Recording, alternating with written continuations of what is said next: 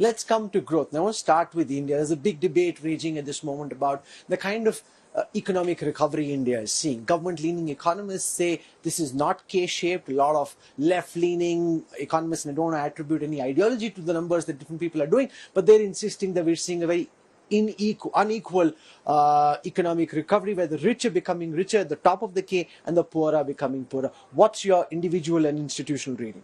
I mean, at first, I think we should recognize that the Indian economy is doing well. If you look at major economies, it remains one of the fastest growing economies, and we expect that will be true even in 2024. Two big areas of huge progress have been physical infrastructure, roads, ports, airports, and so on, but also digital infrastructure. I think both of those have been areas of remarkable progress, and that is beneficial to everybody. I mean, it's not just the very rich, it affects all parts of society. We're also seeing consumption growth, to be doing quite well, though we expect it to slow going forward. Yes, the government's public investment push has played a very important role. But again, I think India needs also much more reforms for it to be able to truly realize its potential and make sure that everybody, including youth unemployment, is reduced, that concerns about the K-shaped recovery are addressed.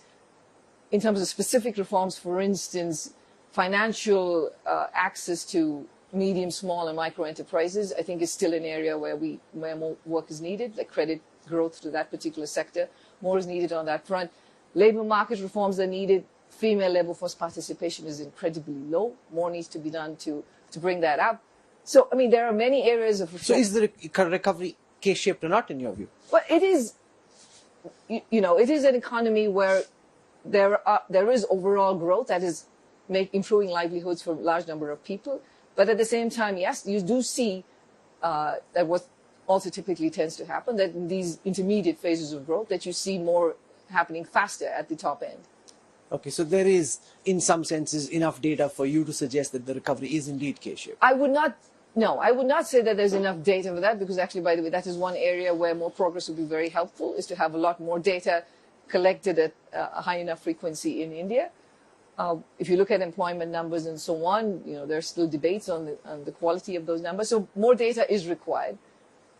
I think the headline story is that India's growth is a good one. It is one of the fastest growing economies of the world. But I would also add that it needs to keep up consistent reforms. So let's come, because you've mentioned reforms twice over. The Indian government's heading into election mode, so no reform is likely just in the next few weeks and months. But after that, what are the key reforms that you think the Indian state should be undertaking to step up the growth process and to make growth more equitable for all our people?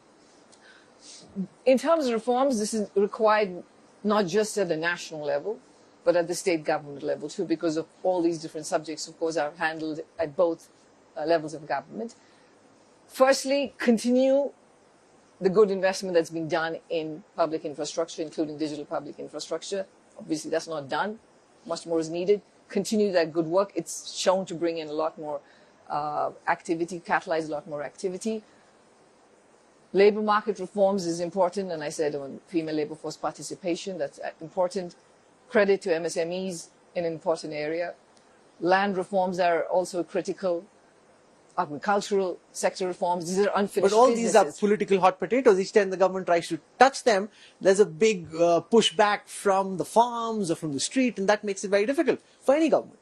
That is how it is, but that's what will be needed. Progress on those fronts will be needed to kind of get the story to another whole level. When it comes to China, you spoke of the need for more data. I mean, that's into 2 or more in China. What's your reading of just how badly the Chinese economy is doing at this moment?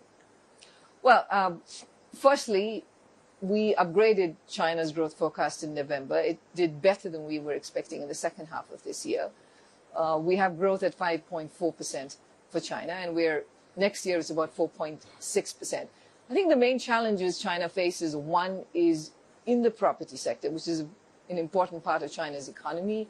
It's still in a weak state. And the second is on local government finances and the exposures local government financing vehicles have, right? So that's another area. I think those two are going to be critical to address if you want to get consumer sentiment back to the positive territory. The government is moving on these fronts. They have put some more stimulus in place, and that's why one of the reasons why we upgraded. But it is true that if you look outwards and we look into our medium-term forecast, we have growth at 5 years out at 3.5% for China. So it is projected to come down. In addition to the two factors I mentioned, it's of course the aging demographics and weak productivity growth in China. But there are reforms, again, in the case of China, there are reforms that can absolutely change that story. And more market-based reforms would be very helpful. In your economic models, is it now seeming almost certain that there is no scenario where China could overtake the United States at some point in time in the future? Well, it depends upon how you measure the, whether you use PPP-based statistics or market exchange rate-based statistics. So, we are not really paying that close attention to who's overtaking who at this point. In terms of per capita income, of course, China still has a long way to go to get to the levels of the US, and that's where they should be focused on. Which are the countries which are of the maximum concern to you? When you look at the world, especially in India's neighborhood, what concerns you the most, Dr. Gopinath? No, I think if you're, for low-income countries, I'm going to step back out of the neighborhood of India, but low-income countries have been struggling for the past 3 to 4 years. Their debt levels are either already in distress levels or they are doing debt restructuring. And while emerging markets, otherwise major emerging market economies like India have actually done fine these past 3-4 years, despite interest rates going up so much in the US, low-income countries have been shut out of these markets. So that's a part of the world that we're paying close attention to and where the risks are quite high. In India's neighborhood, Pakistan, Sri Lanka have been massive areas of concern? So we have programs both with Sri Lanka and with Pakistan. In the case of Sri Lanka, we just had a review, and there's lots of good news coming out of there. Inflation has come down quite a lot. We're seeing the recovery. We expect growth to come back up. Positive signs over there. Pakistan, actually, the caretaker government also, we believe, has done a good job in terms of stabilizing the economy, but they have, of course, elections coming up. So we'll see once the next government comes. What and that before looks we like. wrap up, since we're running out of time, I was seeing that the IMF's estimate for India's growth for this fiscal is 6.3.